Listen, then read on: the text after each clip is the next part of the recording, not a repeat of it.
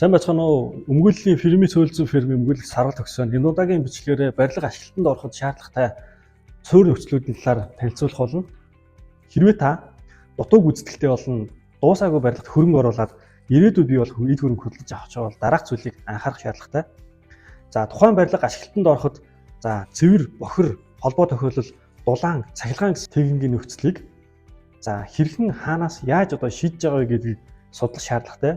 Учир нь гэх юм бол эдгээр 5 техникийн нөхцлөөс нэг нь л зөвшөөрөгдөг эсвэл техникийн нөхцөл нь гараагүй хаанаас хангагдах шийдвэрлэгдэг байх юм бол тухайн барилга тухайн асуудлыг шийдвэрлэл мөн хугацаагаар ашиглалтанд орох нь хойшлно гэсэн.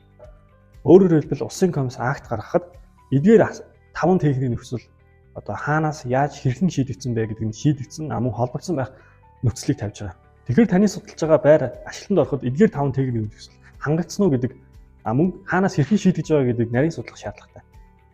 Ингэх юм бол улсын комисс асуудалгүй үлдээж авна, мөн улсын бүртгэлийн гэрчлэгээ гарна, таны өмчлөх хэргийн баталгаа хангагдана гэсэн.